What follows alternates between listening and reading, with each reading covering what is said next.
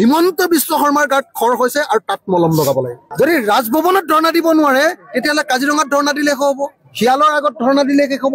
হিমন্ত বিশ্ব শৰ্মাই ক'ত অধিকাৰ পালে যে সাংবাদিকে এনেকে বাইক লৈ থাকোঁতে সাংবাদিকৰ মাজত কন্দুৱা গেছ দি দিবলৈ অধিকাৰ ক'ত পালে? কোনোবাই যদি কিবা এটা ঘটনা ঘটিছে লগে লগে তেওঁলোকক ধৰি লৈ যায় পুলিচে, ৰাতি এনকাউণ্টাৰ কৰি মাৰি পেলায়। মানুহৰ য'ত বেমাৰ হয় তাতেহে বেজীটো দিয়ে।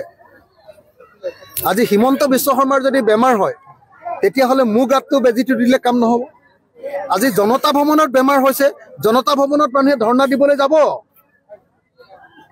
মুখ্যমন্ত্ৰী থকা ঠাইত ধৰ্ণা দিবলৈ যাব নে কাজিৰঙাত ধৰ্ণা দিবলৈ যাব? আজি অসমৰ মুখ্যমন্ত্ৰীয়ে কৈছে যে জনতা ভৱনত ধৰ্ণা দিব নোৱাৰিব। আজি অসমৰ মুখ্যমন্ত্ৰীয়ে কৈছে যে ৰাজভৱনত ধৰ্ণা দিব নোৱাৰিব। যদি ৰাজভৱনত ধৰ্ণা দিব নোৱাৰে তেতিয়াহ'লে কাজিৰঙাত ধৰ্ণা দিলে শেষ হ'ব, শিয়ালৰ আগত ধৰ্ণা দিলে শেষ হ'ব, বাঘৰ আগত গড়ৰ আগত ধৰ্ণা দিলে শেষ হ'ব। ধৰ্ণা দিব লাগিব মুখ্যমন্ত্ৰীৰ সন্মুখত, ধৰ্ণা দিব লাগিব ৰাজ্যপালৰ সন্মুখত। কোন অৰ্থত ধৰ্ণা ৰাজ্যপালৰ সন্মুখত দিব নোৱাৰিব বুলি ক'ব পৰাৰ অধিকাৰ হিমন্ত বিশ্ব শৰ্মাই ক'ত পালে?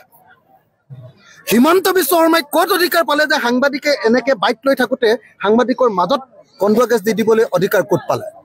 সাংবাদিকক এনেকুৱা নিৰ্যাতন কৰিবৰ কাৰণে অধিকাৰ ক'ত পালে? হিমন্ত বিশ্ব শৰ্মাই অসমৰ সকলো গণতন্ত্ৰ ধ্বংস কৰি পেলাইছে। কোনোবাই ফেচবুকত এক লাইন লিখিলেও জেল, কোনোবাই কবিতা এটা লিখিলেও জেল, কোনোবাই যদি কিবা এটা ঘটনা ঘটিছে লগে লগে তেওঁলোকক ধৰি লৈ যায় পুলিচে, ৰাতি এনকাউণ্টাৰ কৰি মাৰি পেলায়। অসমততো গণতন্ত্ৰ বুলি বস্তুটো একোৱেই নাই। অসম ধ্বংস কৰি পেলাইছে হিমন্ত বিশ্ব শৰ্মাই। ইয়াত HBS কোম্পানী প্ৰাইভেট লিমিটেড বনাব খুজিছে হিমন্ত বিশ্ব শৰ্মাই। সকলোবিলাক সম্পত্তি তেওঁৰ পত্নীৰ নামত কৰি অসমখন লুটি পেলাব খুলিছে হিমন্ত বিশ্ব শৰ্মাই। গতিকে হিমন্ত বিশ্ব শৰ্মাই যদি ভাবিছে যে আমি চব মানুহ অসমীয়া মানুহ মৰি গ'লো, তেওঁ অকল জীয়াই আছে আৰু তেওঁৰ মতে অসমখন চলাব, ৰাজভৱনতো ধৰ্ণা দিব নোৱাৰিব, জনতা ভৱনতো ধৰ্ণা দিব নোৱাৰিব, আমি শিয়াল হেপা আপুনি বান্দৰৰ আগত ধৰ্ণা দিব লাগিব, তেতিয়াহ'লে এইটো তেওঁ ভুল কৰিছে, এইটো কেতিয়াও মানি লোৱা নহ'ব।